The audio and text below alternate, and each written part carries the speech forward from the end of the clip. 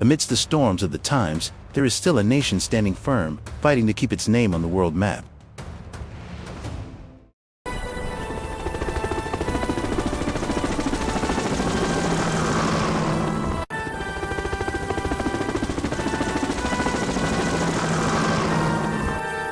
When you hear the words Vietnam War, what comes to mind?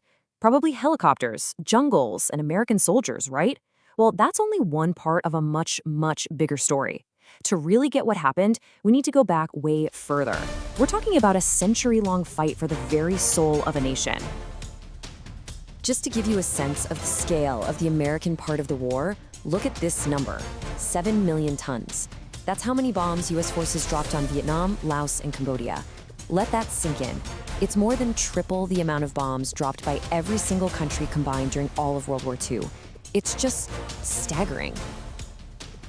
So, the big question is, how on earth did things get to that point? How did a local fight for independence blow up into a global catastrophe that would scar a nation and haunt the entire world? Well, to find the answer, we have to hit rewind and go way, way back, long before the first American troops ever showed up. Okay, so let's set the stage. We're in the late 18th century. The nation we now know as Vietnam was a fractured place, full of internal conflict. And you know what happens when there's internal conflict? It creates a perfect opening for outside powers with big ambitions.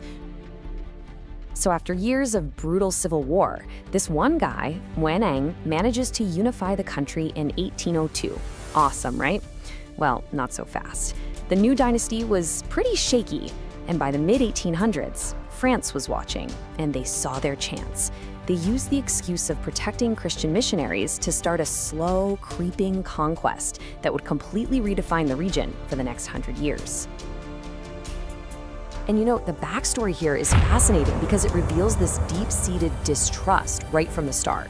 See, years earlier, that same guy, Nguyen Anh, had actually asked France for military help. But the French Revolution was kicking off back home, so all they sent was a tiny group of volunteers. So later, when he's emperor, and the French come asking for special trading deals, he basically says, "No way, you didn't keep your end of the bargain." This little moment set a really bitter tone for everything that came after. By 1887, it was a done deal. France had created French Indochina.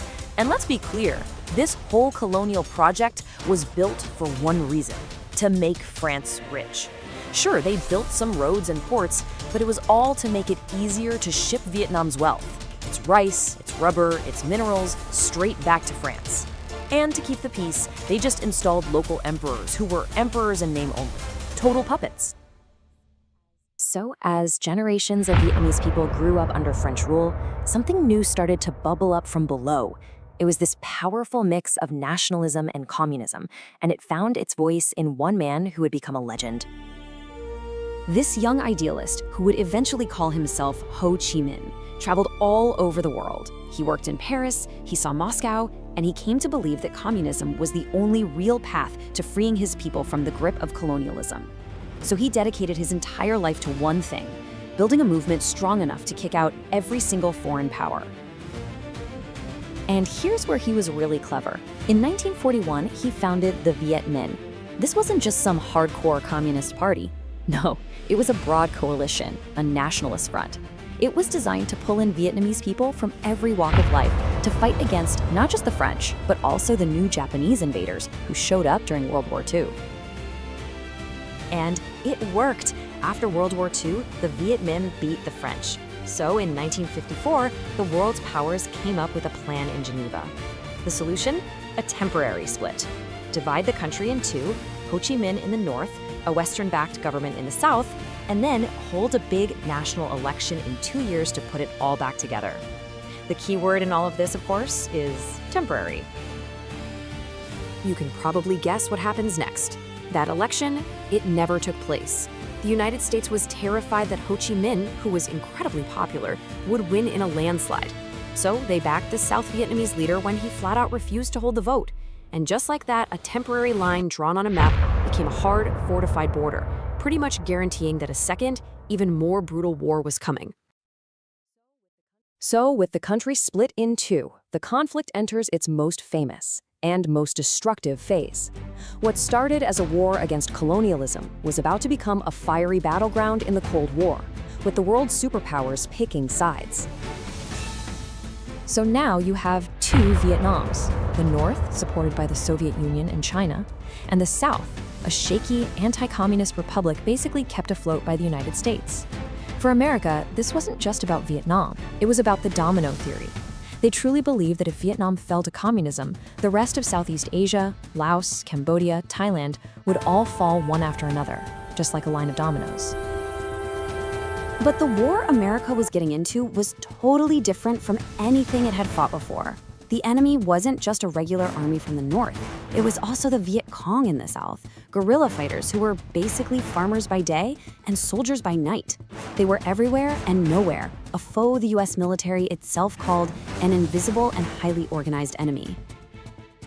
The Viet Cong used the jungle to their advantage, supplied by the famous Ho Chi Minh Trail that snaked through supposedly neutral countries. The US responded with pure technological fury, dropping napalm and chemical poisons like Agent Orange to burn away the jungle, while troops went on search and destroy missions that often ended up terrorizing entire villages. And it all came to a head in 1968 with the Tet Offensive. This was a massive, coordinated surprise attack all across South Vietnam. Now, militarily, it was a disaster for the North and the Viet Cong. They took huge losses, but politically, it was a stunning victory. It showed the American public, in the most brutal way possible, that their government had been lying to them. The war was far from over, and almost overnight, support for the war back home just evaporated. After Tet, and after years of huge anti-war protests back in the States, America began its slow exit. But just because the US was leaving didn't mean the suffering was about to end. In fact, for many, it was just beginning. A peace deal was signed in Paris in 1973, and the last American combat troops went home. But that peace was a total illusion. Without its American protector, South Vietnam was a sitting duck. In 1975, the North launched its final attack. On April 30th, their tanks rolled into Saigon, and the war was finally officially over. Vietnam was one country again under communist rule. But the price of that victory was just unimaginable. It's estimated that around 3 million Vietnamese people died during the war, and the vast majority of them were civilians, people just caught in the crossfire in their own homes and their own rice fields. And the land itself was a casualty. A fifth of the country's forests gone. Huge areas of farmland poisoned. That chemical, Agent Orange, would continue to cause horrific birth defects, cancers, and diseases for generations to come. The war didn't just kill people, it poisoned the very earth.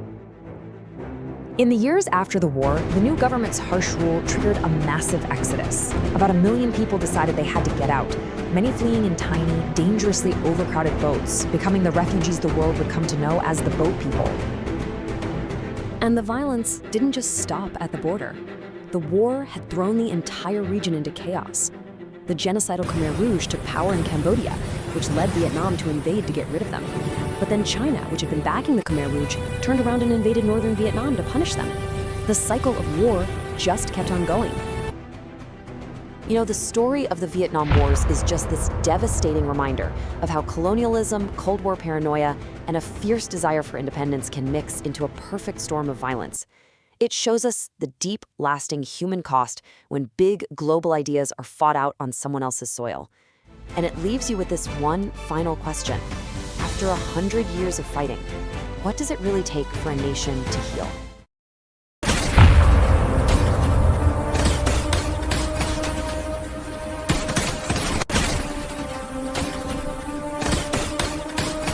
There's still a lot more to history if you want to continue this journey with us. Subscribe to the Turning Point channel so you don't miss the next part.